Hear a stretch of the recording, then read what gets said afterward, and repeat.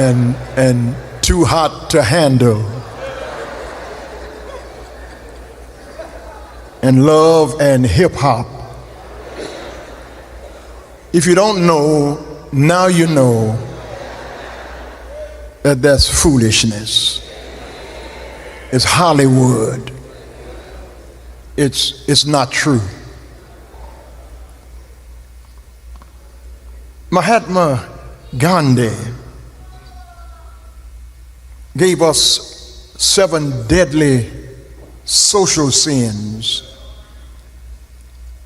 as a checklist of the ethical failures that if one does not pay attention, not only do you do damage to yourself, but you do damage to those around you. The 7 deadly social sins are wealth without work, pleasure without conscience, knowledge without character, conscience without morality, and science without humanity. These are expansions on the 7 deadly sins first listed by Pope Gregory in the 6th century and later expanded by Thomas Aquinas in the Catholic tradition. They give us the 7 deadly sins of pride, greed, lust, envy, gluttony, wrath, and sloth. Aren't you tired of fake this and instant that? Imitation this and pasteurized that? Homogenize this and almost homemade that? Everything that shines is not gold. And everything that looks good to you is not always good for you. If you are like me, you are hungry for reality. These Greeks came and found Philip of Bethsaida and said to him, "Sir, we want to see Jesus." In the original language, it reads, "Sir, we have a great desire Jesus to see." Sir, we have a great desire Jesus to see. These Greeks were not allowed in the temple precincts proper because there was the court of the women. And then there was the court of the Gentiles where these Greeks were allowed to enter. But then they could not go further into the court of Jewish men, nor could they go any further into the courts of the priests. And they dare not find themselves near the court where the Ark of the Covenant was in the Holy of Holies. They were barred, they were restricted, they were boundaried, they were put out because they could not get to near where Jesus was. And they, like many of us in worship today, were tired of life and superficiality. They were tired of what was fake and phony and up and down. They were tired of those things that looked like one thing on the outside, but it was something else on the inside. They said, "Sir, we are tired of life's foolishness. We want to see Jesus." Now these are not unlearned, ignorant people. These people are Greek from Athens. They had been to the Parthenon. They know something about Zeus, and they are familiar with Socratic syllogism. They are learned in Platonic platitudes. They are smart when it comes to Aristotelian argument. They are not bereft of knowledge. They know mathematics and science. They know astronomy and ancient history. They've been to the Isthmian Games. They had watched the Olympic Games. They know something about art and culture and science and philosophy, but none of those things filled them. And this morning, I hazard the hunch that there are many of us in this congregation this morning who are looking for something, searching for something, hungry for something, and just when you think you've got it, it slips through your fingers. Just when you think this is it, or he is it, or she is it, or this is the job of my dreams, this is the neighborhood I've been trying to move to, this is the home of my dreams, this is the car of my life, I am satisfied, all I could ever want, I have it in my hand. Until that new car smell wears off and the air conditioning goes out and the hot water tank starts leaking, and that man you thought was all of that lost his job, and that girl you thought would satisfy your every dream don't know how to cook, she don't know how to wash, she don't know how to fold clothes, she don't like to work, and all that you thought was gold plated. Hungry.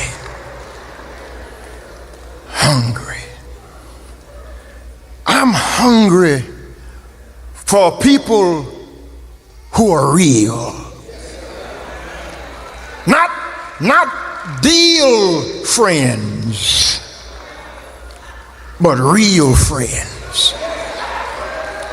Because deal friends are just with you for what they can get out of you. They want to network through you. They want to know the people you know so they can act like they know those people, and those people really know you, but they are hanging around with you because they are deal friends. They are using you. They want to network with you, and as soon as they get what they want from you, they won't return no phone calls. They won't answer any texts because you are no longer useful to them. That's a deal friend, but a real friend will be with you when life turns on you. A real friend will come to your rescue, not because he or she wants anything from you, but because they love you no matter what you are going through. Where are the real people in this church this morning? Where are the folk who are not ashamed of the gospel because it's the power of God unto salvation? Where are the people who are not scared to testify, for God I live? I need some real Christians who are not just shouting on Sunday morning, but you give God praise on Monday morning. When you look back over your life and see all the mess God brought you through, all the stuff that could have taken you down, and God put your feet on a solid rock and put a new song in your mouth, I don't need no choir to tell me to give God some praise. When I think about, I wish I had a witness here. When I wake up in the morning and I'm not sleeping outside, God's been good to me. Let the redeemed of the Lord say so. If God has blessed you, say so. If God has opened a door for you, say so. If God put food on your table, say so. Sirs, we would see Jesus.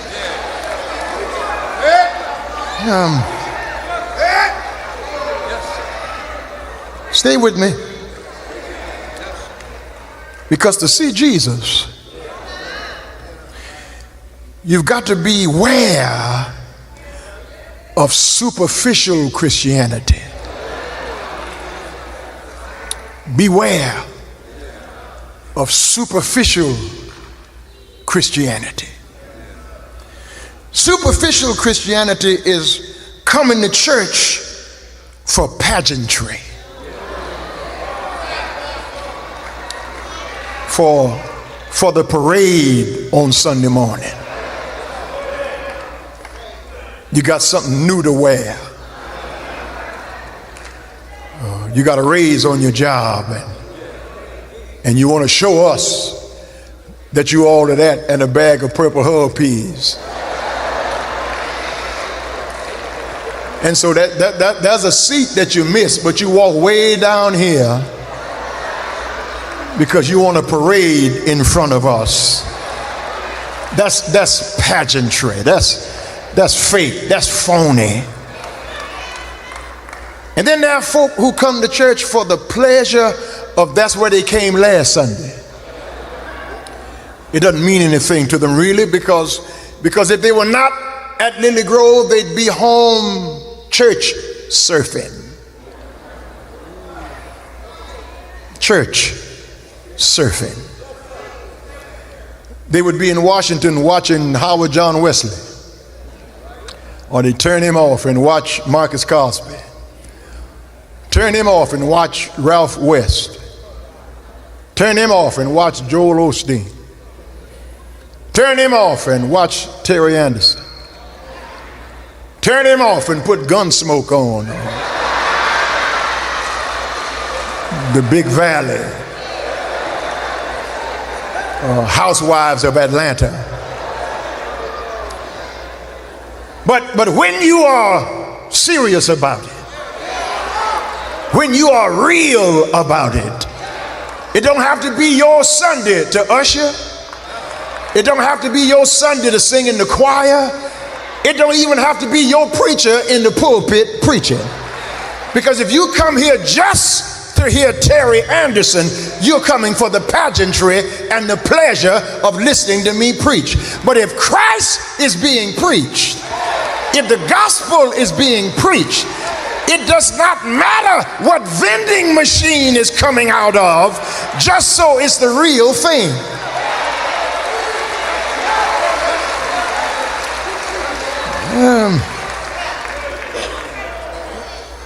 Beware of superficial Christianity.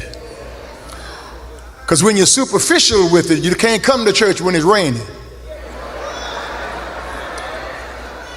When you're superficial, you don't come to church if you don't feel good. You go to work when you don't feel good. Talk back to me if you can. You don't come to church because it's your birthday and you're celebrating the whole month. Like God hadn't been good to you 11 months before that. I need some real people in here this morning who really came here to see Jesus, because when you come to see Jesus, you don't get happy just when you get to church. You start shouting at home and looking around in your closet, and you got to decide what to wear. God's been good to you. When you got so many pair of shoes, you don't know which ones to put on. God's been good to you. When you got to make up your mind what car you're going to drive, God's been good to you. And then you come in here and sit down and act like you don't know it was God who kept you. It was God who brought you. when you were nobody nowhere else and nobody would even look at you. And here God has raised you to a level you thought you'd never be able to reach. Stop acting like you made it by yourself. It was nobody.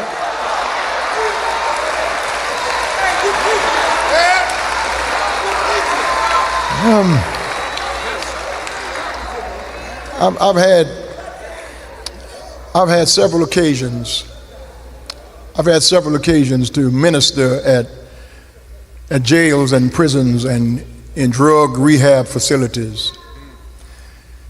And those are some of the most real people I have ever met.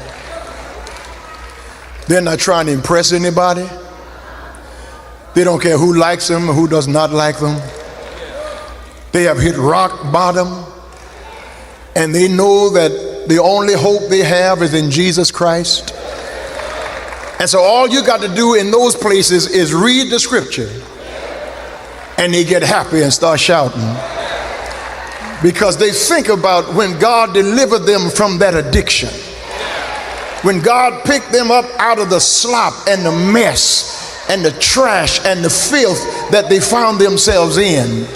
They are not trying to put on any airs. They are not trying to be anything other than who they are. They know that if it had not been for the Lord who was on their side, they would not even be where they are in the penitentiary. Here you are free in a beautiful sanctuary with nice clothes on, drove up here in an expensive car, going to eat lunch at a nice restaurant, going home to a nice gated community, and you have not opened your mouth one time. You have not clapped your hands. You have not sung any of the songs. You have not put your head down when nobody prayed, because you think you got it made. All it takes is 24 hours, and the folk at the top, God can bring you down to the bottom. God knows how to get that superficial look off your face.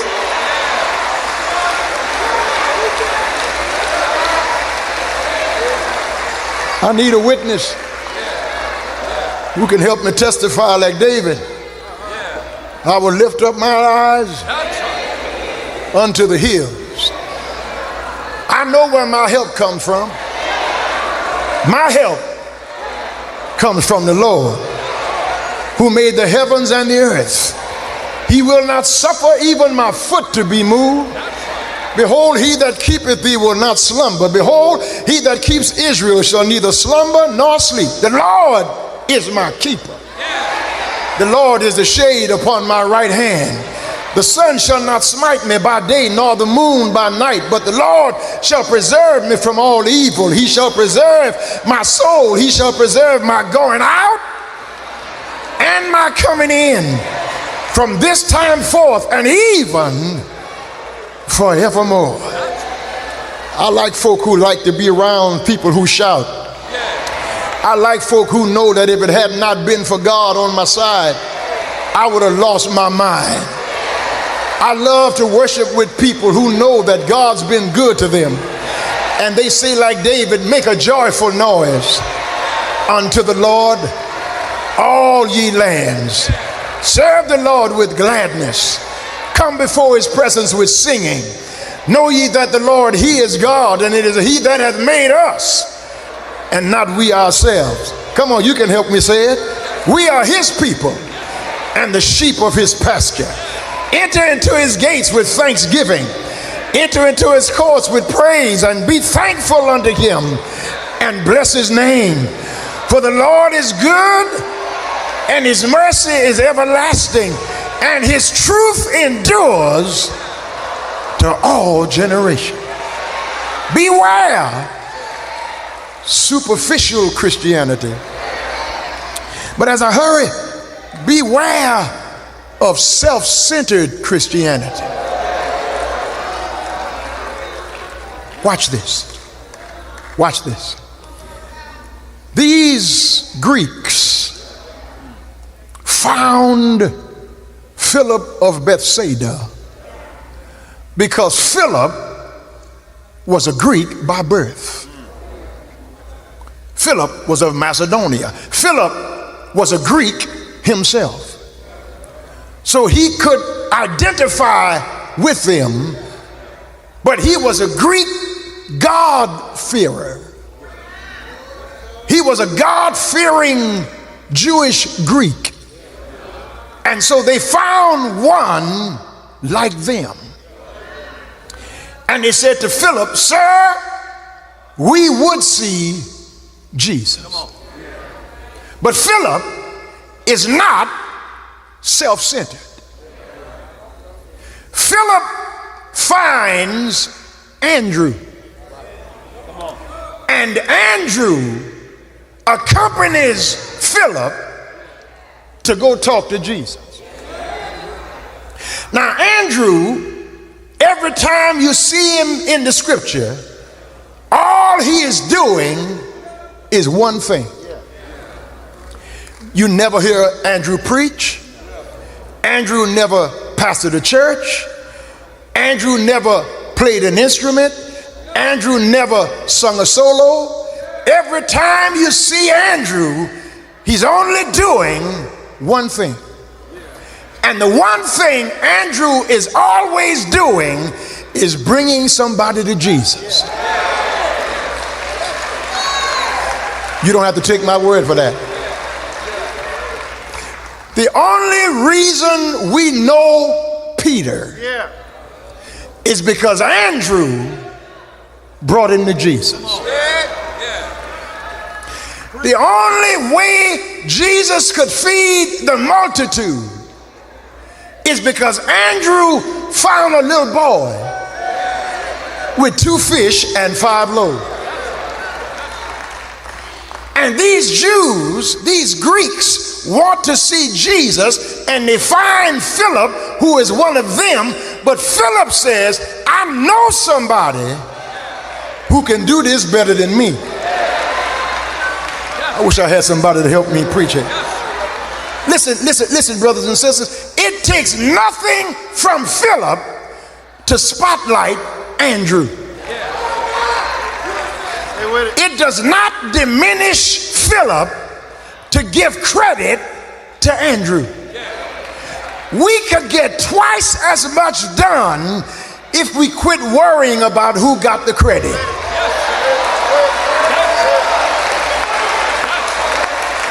That's why we can't get a lot done in these black organizations, because we're too busy tearing each other down because I'm not the president. And I've decided, since I can't run it, I'm going to tear it up. Wish I had 1 or 2 more witnesses here. Churches are being destroyed because we got too many chiefs and not enough Indians.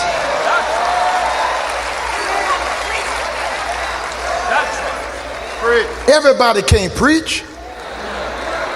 We need some folk to sing. Everybody can't sing. We need some folk to work in the nursery. Everybody don't like children like that. They don't want to be in the nursery. So we need folk to park cars. Everybody can't park cars, so we need folk to clean the bathrooms. All of these things have to go together to make this church what it is, or whatever church you're a member of. All of these things have to go together to make the. Suppose it was all head and no body. Sadly,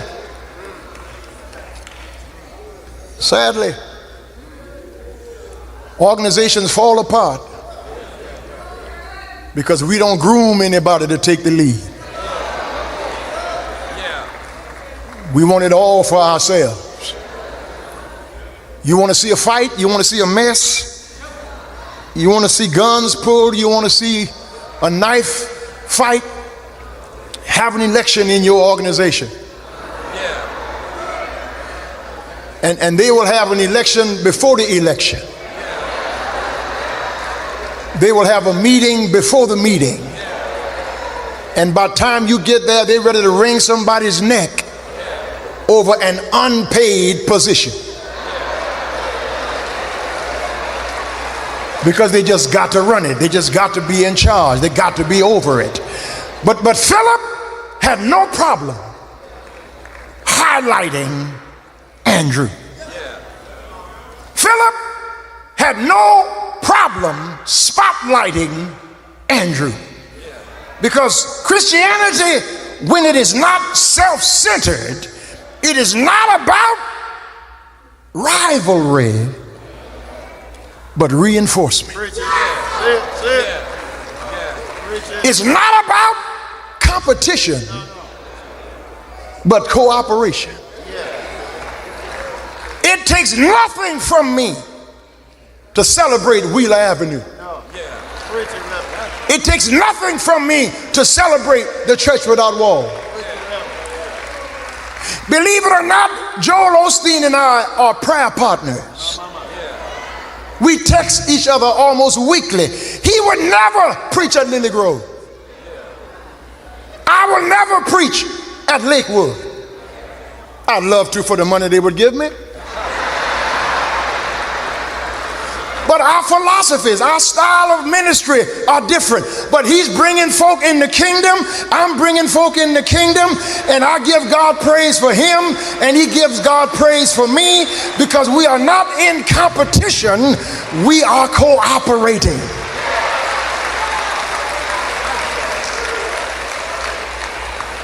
But when you got to run it, or you gonna ruin it, that's self-centered.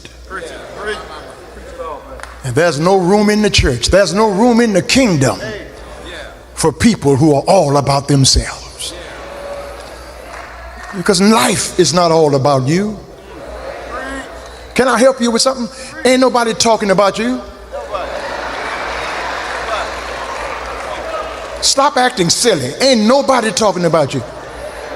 People are talking about their own business. They're talking about their own drama. They're talking about their own crazy children. They are trying to pay for their own gas. They are trying to pay for their own bills. People, you are not the center of other people's conversation. Stop thinking that everybody's looking at you. I'm looking at me, girl.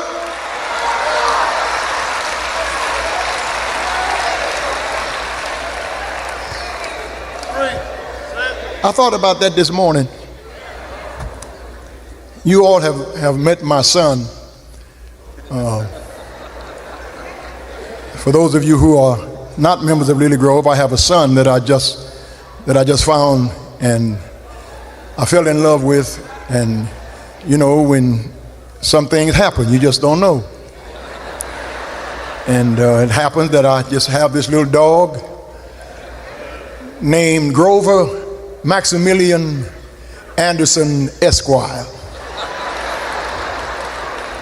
He's about this big. And this morning I was getting dressed and I have a full-length mirror in my bedroom, and Grover started looking at his reflection in that mirror, and he was barking and running and spinning around, and he was fighting, jumping in the mirror, hitting himself in the head because he thought it was another dog. Kind of like some of y'all.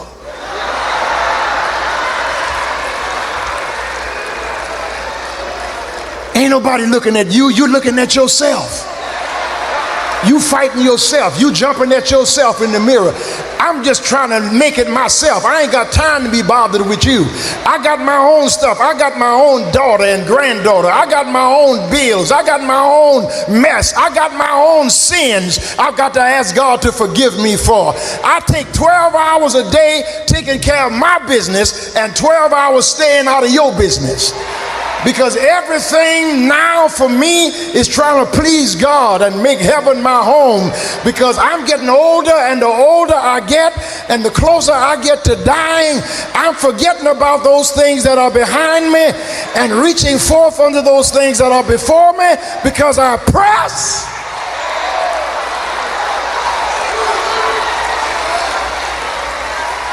I'm through.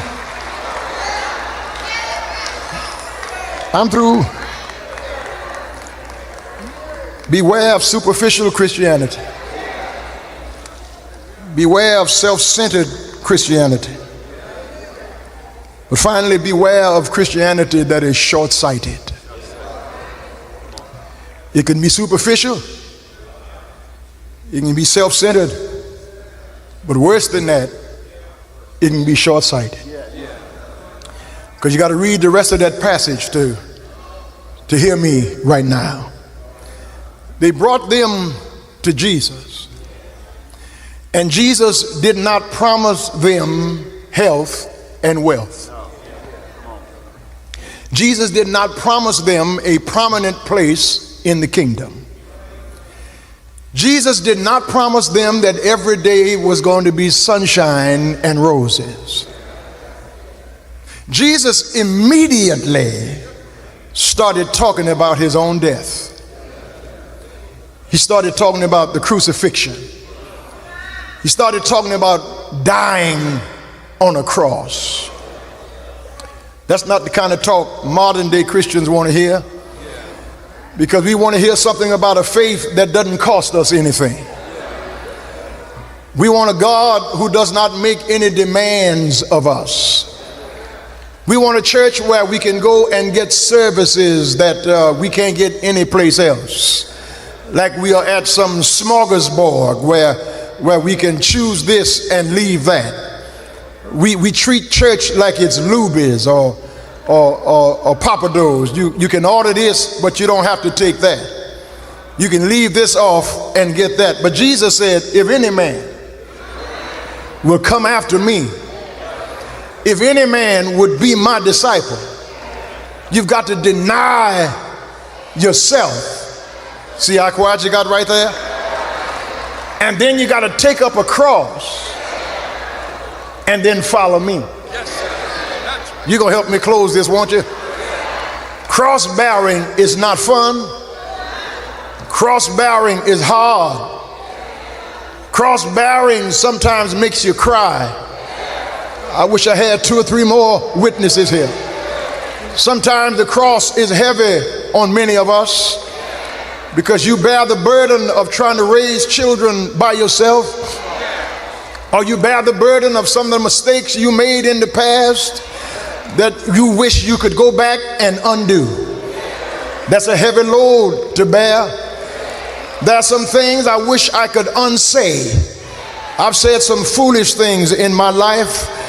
I wish I could unsay some of the nonsense that have come out of my mouth. There are some decisions I wish I could undo. There are some roads I wish I had never traveled, because I've made some mistakes in my life that are now crosses that I'm bearing. But I thank God this morning I don't have to bear it by myself.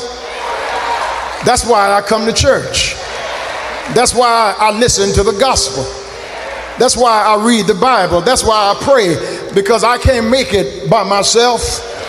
I need somebody who has made some mistakes in your life, and God has forgiven you of yesterday. I know the devil tries to drag it up every now and then. I know the devil tries to remind you that you ain't got no business sitting up here. All the dope you used to smoke, all the drugs you used to sell, all the stuff you did that was wrong, and you got the nerve to call yourself a Christian or a deacon or preacher or church member, and you ought to look at the devil right now and say, yes, I am all of that. And every once in a while it rises up in me. That old man comes up in me every now and then. That old person that I used to be rises in me every now and then. I still cuss a little bit every now and then. I still have some wicked thoughts every once in a while. I still every now and then go back to some things I said I would never do again. But thank God for grace this morning. Thank God for mercy today. I'm not a superficial Christian. I'm not a short-sighted Christian. I'm not a self-centered Christian. I don't mind admitting I have some scars on my back. Is there anybody here? God has brought you through some stuff. God has helped you overcome some stuff. God has navigated you around some stuff. If the Lord been good to you, and you know you're not supposed to be where you are, if the Lord made a way for you, and you're better now than you were 20 years ago. I need a witness who can help me testify. When I think about the goodness of Jesus, when my mind goes back to what conniving, clutching, grabbing. Jacob, like many people here or listening to me online, are trying to grab and clutch and scheme and undermine to get what God already wants you to have. You don't have to push anybody down. You don't have to assassinate anybody's character. You don't have to malign anybody's reputation. What's for you is for you. Being envious and being jealous of somebody else's possessions, not going to take it from them to give it to you. Jacob is a grabber. He's an underminer. He's always got a plot. He's always got a scheme. He's always got a way of doing things his way, in his strength, with his wiles, with his street smarts. He decides to undermine his brother, to steal his blessing. Isaac is now getting ready to die, and the older boy gets 2/3 of the father's inheritance, and he gets the father's blessings because he is heir, because he is the firstborn. And so Jacob and his mother conspire because Esau is out hunting venison because his father wants a last meal that Esau can prepare. But Jacob knows that his father is getting ready to die, and so his mother helps him to put on an animal skin so that he feels like Esau, smells like Esau. But he's Jacob tricking not only his brother, but deceiving his own father. He goes into his father and brings the meal, and Isaac says, "You feel like Esau, smells like Esau," and he gives Jacob what belongs to Esau.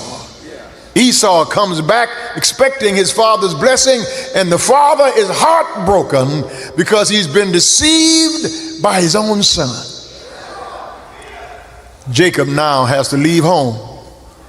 Rebekah helps him to leave to go to his uncle Laban, who is just as much a crook as Jacob is. Because you don't have to live long to recognize that what goes around comes around.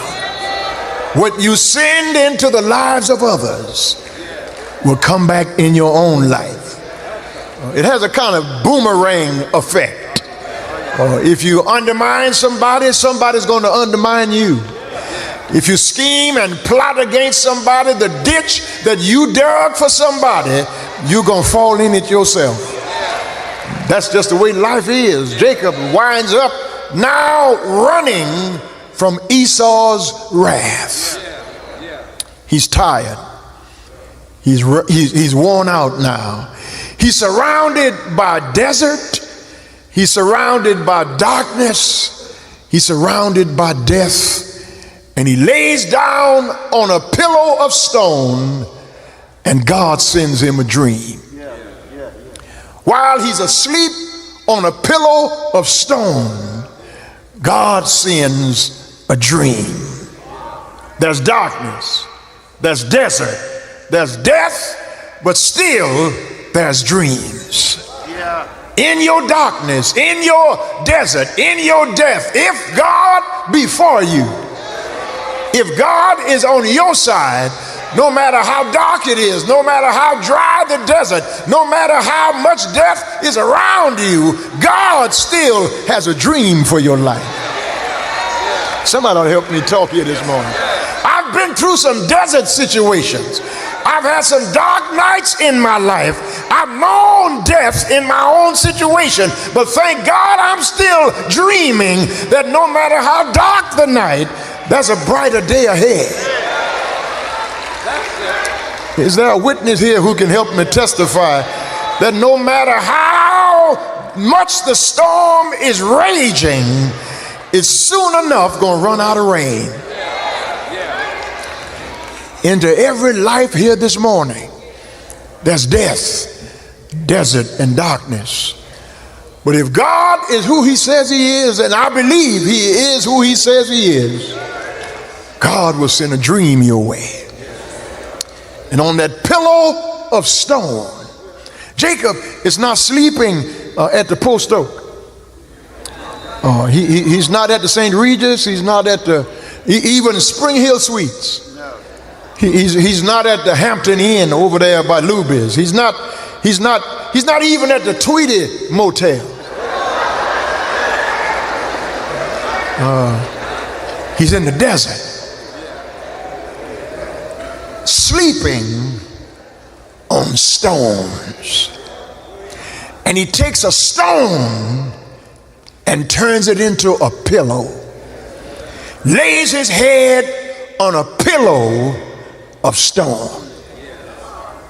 And then God sends a dream. And in that dream, there's a ladder. And on that ladder are angels ascending and descending. And when Jacob wakes up from that dream, he says, surely the Lord is in this place. And I knew it not. And it is in that moment, listen to me, Jacob has a consciousness of God. It's in that moment, on that stone pillow, he has a consciousness of God. Brothers and sisters, hear me this morning. Jacob knew God, but he never met God. And this morning it's very possible to know God and have never met God.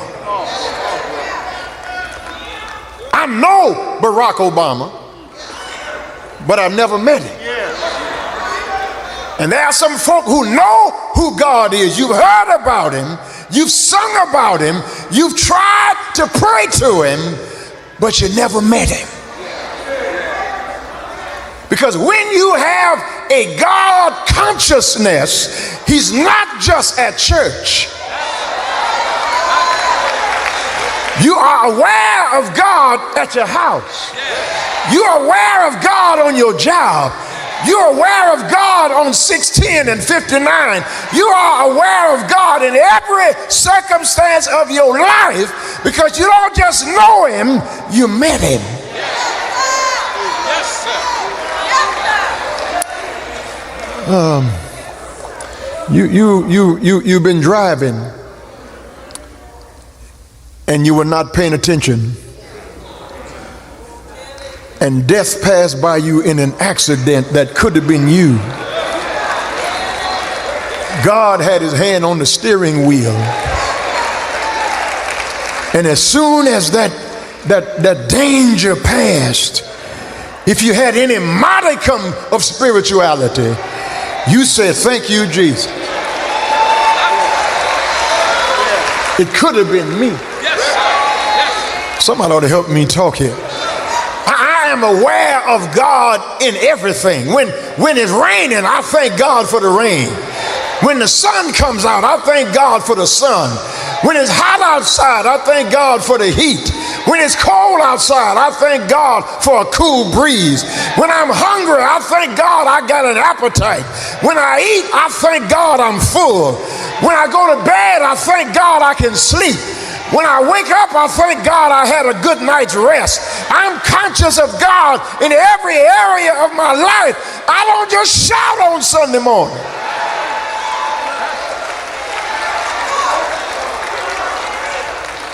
I woke up this morning with my mind stayed on Jesus. Amen. Jacob had a consciousness of God. His grandfather knew God. His father knew God. But Jacob had never met him. And so they get in this wrestling match where God changes his name from Jacob to Israel. He has a consciousness of God that leads to a conversion to God. Because it is not until you have a consciousness of that you can have a conversion to. Because if you're not conscious of God, you'll never be converted to God. I'm not talking about this God that's way off in the distance. I'm talking about the God who's sitting right next to you this morning. I'm talking about the God who is in your house when you open the door. The God who is in your kitchen when you go to cook your meal. The God who is seated with you when you're watching television. The God who is in your hospital room. The God who is as near to you as your own breath.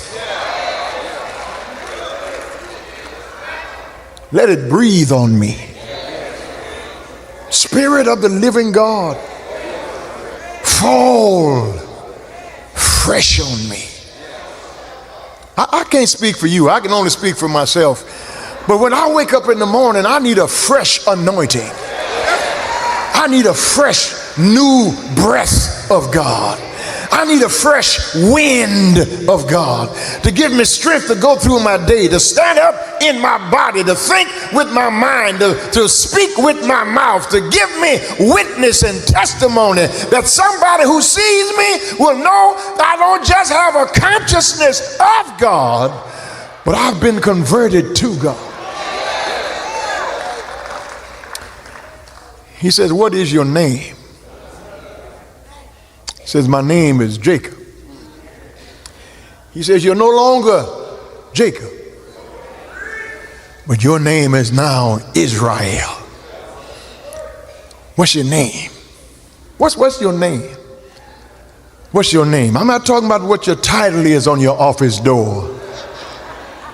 What is your name? Preachers sometimes are so caught up in being called reverend. They'll introduce themselves as, I'm Reverend so-and-so. I said, no, what is your name? I'm Reverend. I said, no, what did your mama name you? Your name is not Reverend. I call you that if I feel like calling you that. But you're not my Reverend. Or they will introduce themselves as Pastor so-and-so, or I'm deacon so-and-so. I said, no, you're deacon at your church. You don't come over here and call yourself deacon. That's a title they give you at your church. You just go sit down with the regular people when you come over here. You're not a deacon here. Deacon is not, that's a title. That's not your name. What is your name? Jacob? Your name is what you do. You see, we have heard, and I have heard, that you are what you do. That's not true. You do what you are. Not you are what you do. You do what you are. If you're a liar, that's what you do. If you're conniving, that's what you do. If you're spiritual and pray, that's what you do. If you give God glory on a daily basis, that's what you do. You are you are what you do. You do what you are. So much so that you become recognized for that. Jacob, the name Jacob means somebody who connives. You're no longer Jacob. You're Israel. This ladder that's ascending and descending with angels is a pre-incarnate type of Jesus Christ. Jacob has met God. He knew God, but now he meets God. And he meets God because this same ladder that's in Genesis 28 is in the Gospel of John at chapter 1. Read it when you get home. Philip finds Nathanael, and Philip says to Nathanael, "We have found the one of whom Moses was speaking. He is the Messiah. He's Jesus of Nazareth."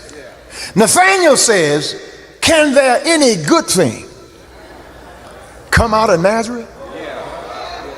Philip says, "Come see." And Nathanael follows Philip, and when they get to Jesus, Jesus speaks before Nathanael speaks. Jesus says, "Here is an Israelite indeed, in whom there is no guile."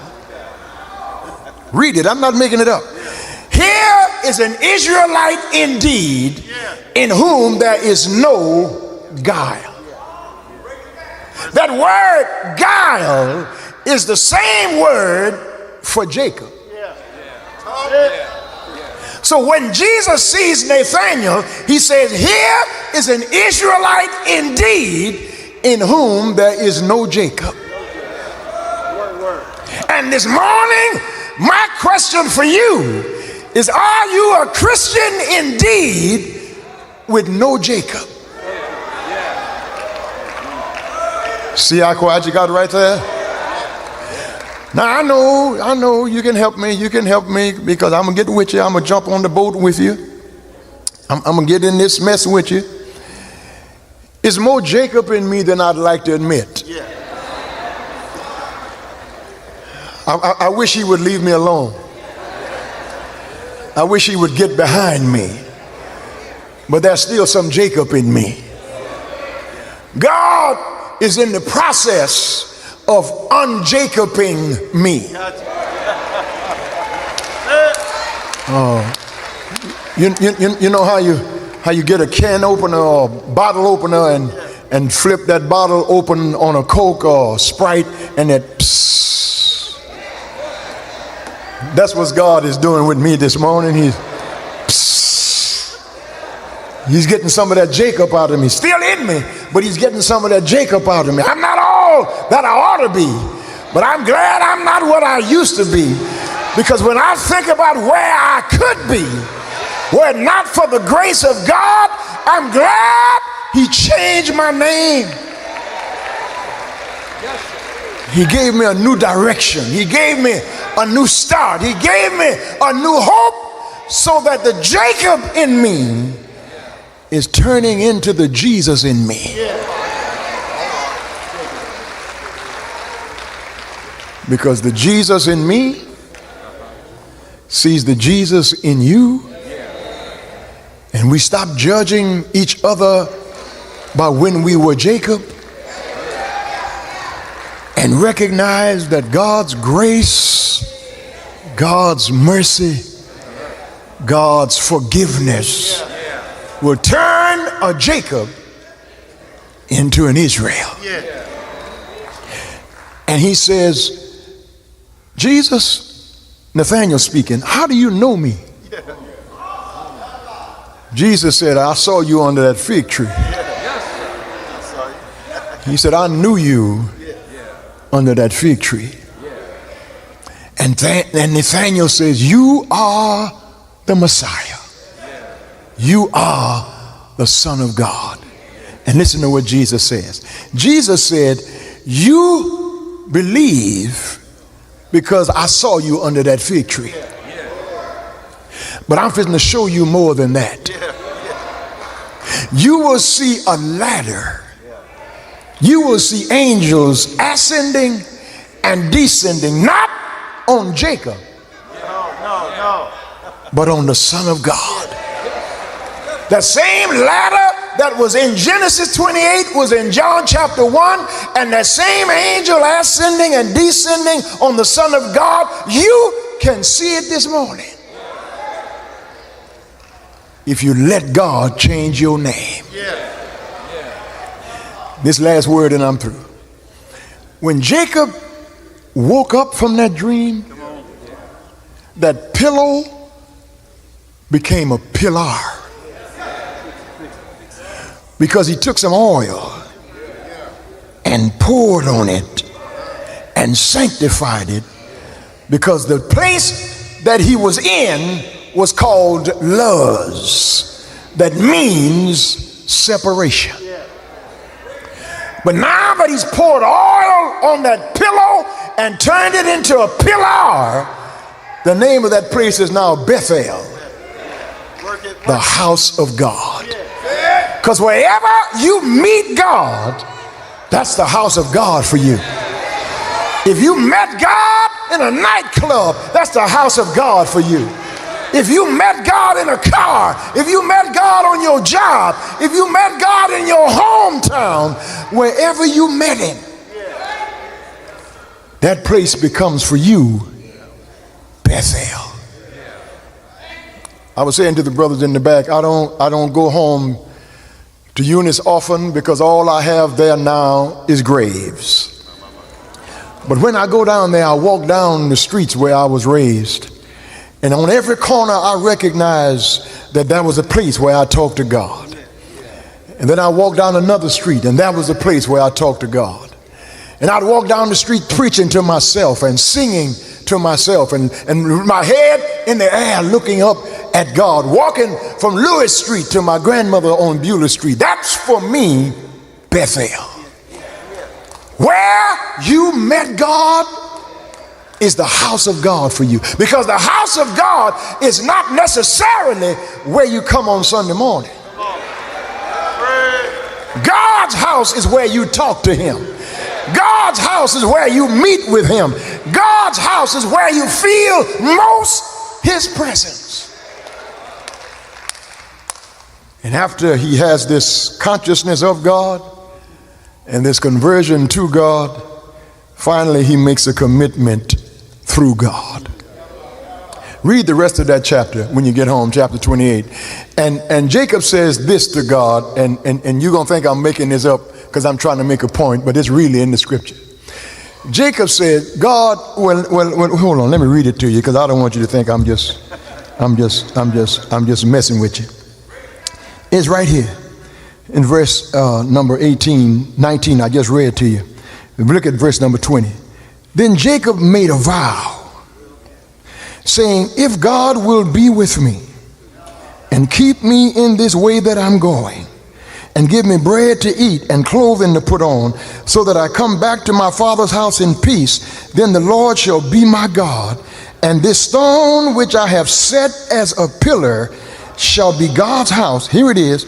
And of all that you give me, I will